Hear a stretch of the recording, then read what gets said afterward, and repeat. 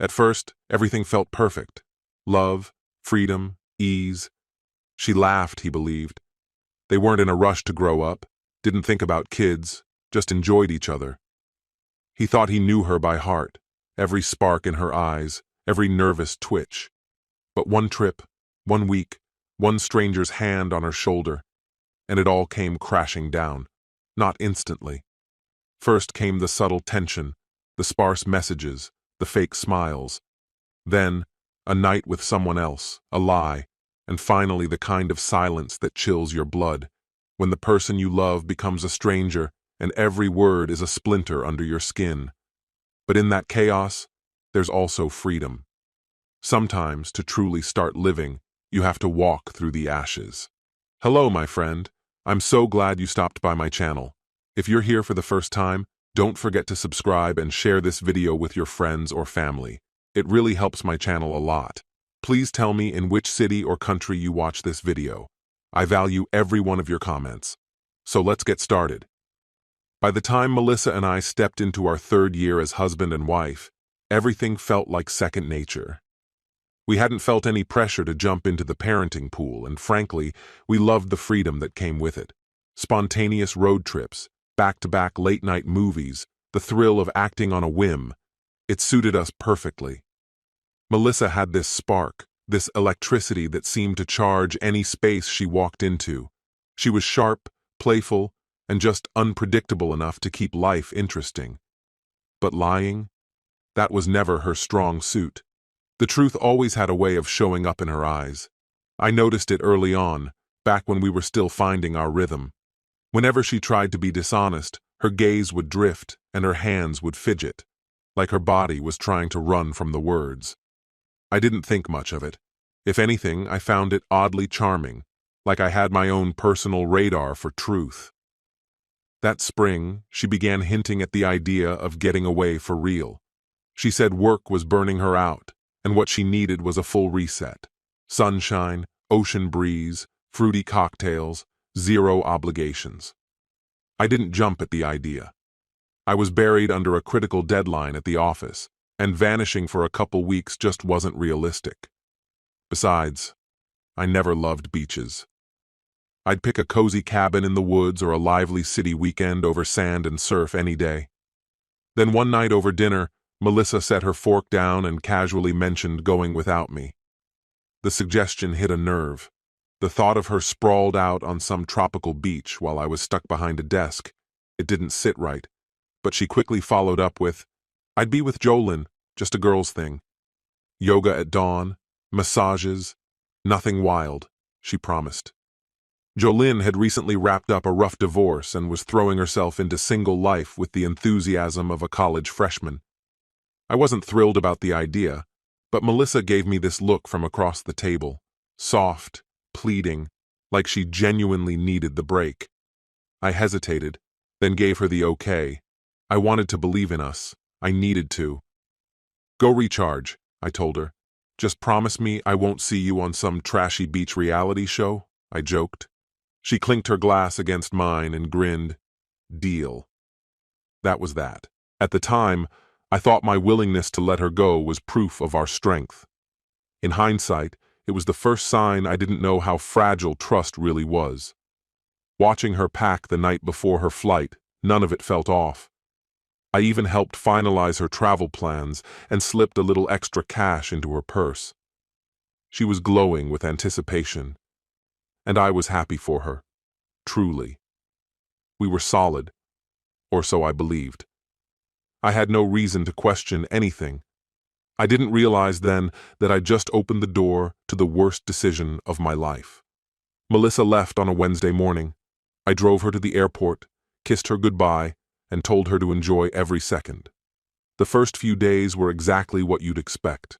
Beach selfies, silly clips of Jolyn falling into waves, snapshots of paradise. She'd send me messages late at night. "Miss you. Wish you were here." And I missed her more than I expected. The house felt too quiet without her laugh echoing through the rooms. But by day 5, her texts slowed to a trickle. No more evening calls, no sunny updates. I told myself she was just caught up in the moment. Or maybe the signal was bad.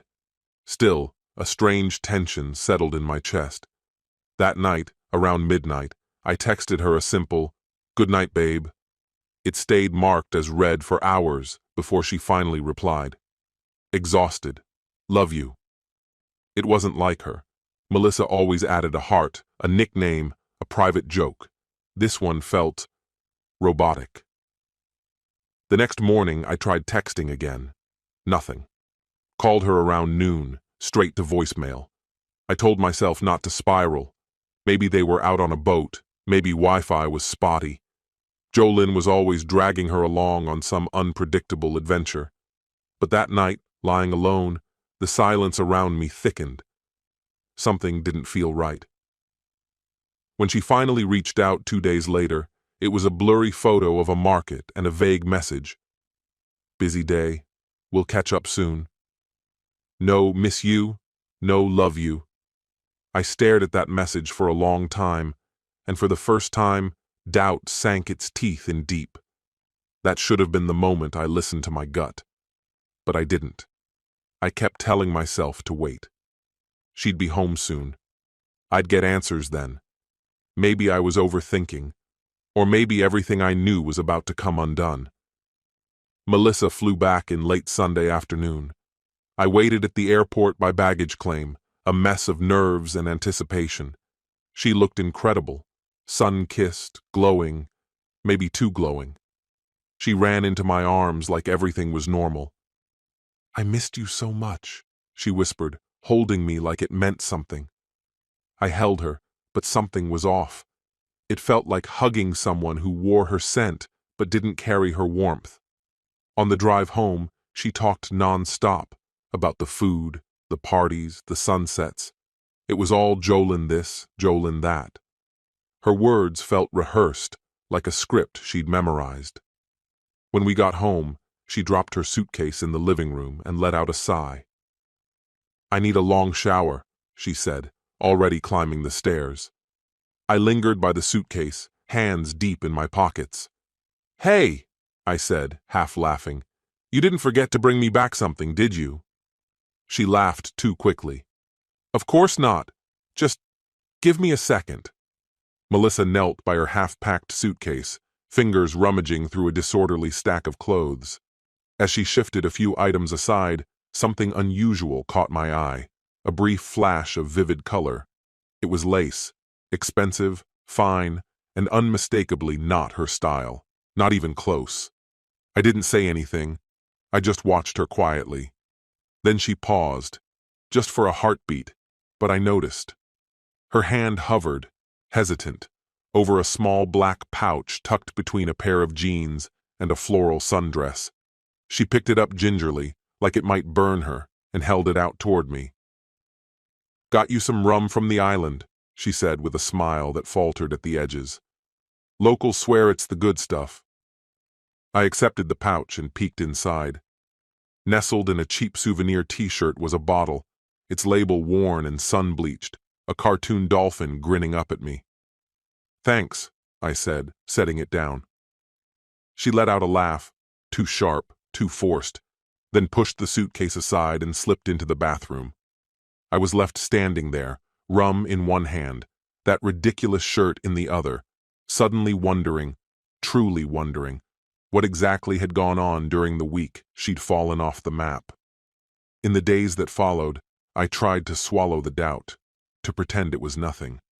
Melissa acted normal, maybe too normal.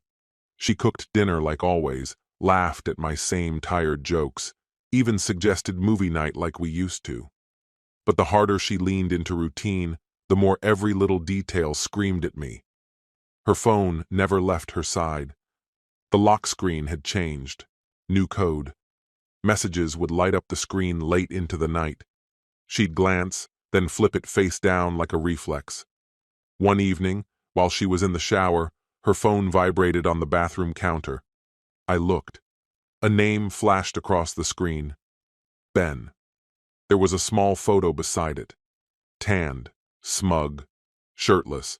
The kind of guy who looked like he thought the world owed him something. I didn't know a Ben. When Melissa emerged, wrapped in a towel, I kept my tone light. "Who's Ben?" I asked. Her posture shifted, just slightly, but I caught it. Then came a casual laugh. "Oh, some guy Jolynn and I met on the island. He ran snorkeling tours. Totally harmless." I nodded, didn't press. "Right," I said. "Harmless guys don't text you past midnight." Her expression tensed. "You're reading too much into this, Jacob." "Seriously." She gave me a kiss on the cheek, brief, rehearsed, and walked off into the bedroom. That night, while she slept peacefully beside me, I stared at the ceiling, my thoughts spiraling. The next morning, once she'd left to grab groceries, I opened my laptop and searched the resort's Instagram. I scrolled through endless images, smiling tourists, ocean views, beach bonfires. Then I found it, a video, nighttime party on the beach, a bonfire blazing, music thumping in the background. And there she was, Melissa, laughing, swaying, drink in hand, and right next to her, Ben. His arm wrapped casually around her shoulders, like it belonged there. I recognized him instantly, same smirk from the phone photo. No work gear, no snorkel, just bare chest and a look in his eyes like he'd already had her. Their faces close, too close, like they were one beat away from a kiss. I leaned back in my chair, my whole body going numb. This wasn't a getaway. She'd stepped into another life the second she landed on that island. And now she was back here, looking me in the eye and pretending it hadn't happened. That evening, after dinner, I couldn't hold it in anymore. She was curled up on the couch, scrolling through her phone, acting like everything was fine. I placed my beer down on the table, firmly. "We need to talk." She looked up, unfazed. "About what?" "Ben," I said, voice flat. Her smile faltered. "Told you he's nobody." I didn't let her continue. "I saw the videos, from the resort's page. You were hanging off him like some teenage fangirl." Her hands froze mid-scroll, the color draining from her face. "It was just dancing," she said, voice tight and defensive. "Dancing?" I leaned forward. "You were 2 seconds away from kissing him." Silence.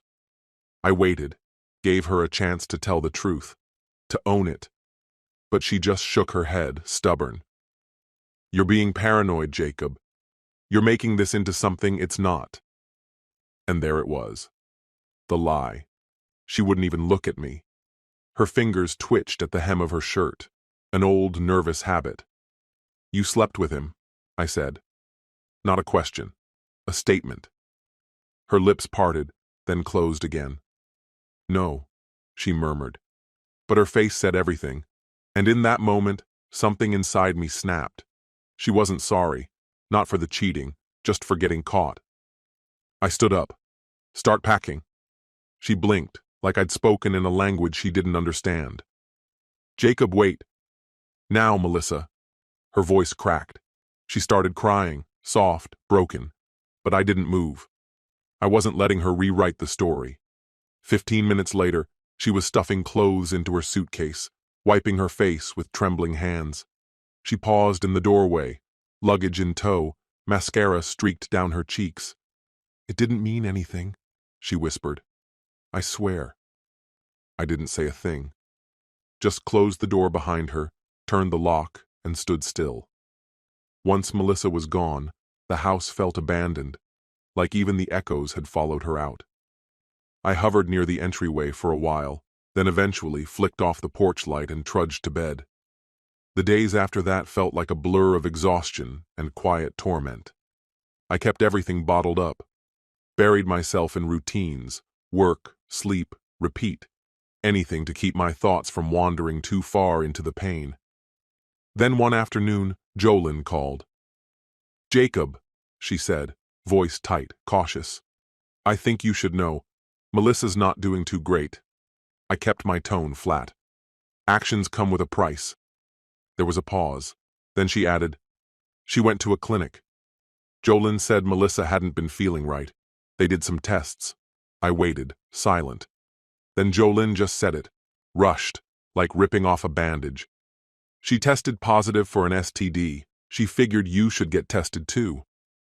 That was the last punch, the final shard of glass in an already shattered picture. Even after everything she'd ruined, Melissa had left behind one last wound. I thanked Jolynn, ended the call, and sat there in a heavy silence. I wasn't furious in that moment. The anger was too weighty to flare. It just sat there, thick and suffocating. The next morning, I went and got tested. Fortunately, everything came back clean. 2 weeks later, I filed for divorce. No drawn-out battles, no yelling over who got what. She didn't contest a single term. A mutual friend later mentioned that Melissa had ended up in a tiny studio apartment across town. Said she looked rough, thinner, paler, a little haunted. That same friend said Melissa had started minimizing it all, telling people it was just a stupid, meaningless fling during a trip. But sometimes, the little mistakes are the ones that cost you everything. You think when someone sets fire to your life, the smoke will choke you for years. But once the ashes settle, there's space to rebuild. Half a year after she walked out, the house finally felt like it was mine. I painted the walls, replaced the bed we used to share with something that had no memories attached. Fresh sheets, fresh start. I even took an actual vacation, not the kind you use to escape the wreckage, but the kind you take when you're ready to breathe again. I skipped the beaches, went up into the mountains instead. Clear skies, cold air, silence that didn't feel empty. I hiked all day and slept in places with no cell signal. Somewhere on a ridge, staring into a vast open valley, I realized the rage had melted away. I wasn't angry anymore. I was unburdened. Melissa reached out once, sent a long, meandering email filled with apologies and longing. I didn't reply. Didn't even read beyond the opening line. Just hit delete and kept moving. Not long after, I showed up to a barbecue at a friend's place. Jolynn was there too, with a new guy on her arm. At one point, I pulled him aside, quietly told him what really happened on that trip. Not out of spite, not to ruin anything. But if Jolynn was planning more girls' weekends, I figured he deserved the full picture. He didn't say much, just gave a small nod. Solemn, tight. That was enough. I let it go. No need for revenge speeches or bitter closure. Just me, living the life Melissa threw away, and living it with peace. Sometimes I think about how close I came to spending forever chained to someone who didn't value it. Strangely enough, I'm grateful. She gave me clarity. She showed me exactly who she was, before there were children, shared mortgages, and milestone anniversaries tying us together. It was better to bury the marriage than bury myself in a constant effort to resuscitate something that was already gone. These days, I sleep better, knowing that the next time I give my heart away, it'll be to someone who knows how to look me in the eye when it truly counts. This story has come to an end. What's your opinion? Share it in the comments, my friend. And if you liked this story, check out other exciting videos on my channel. I'll say goodbye until the next video. See you.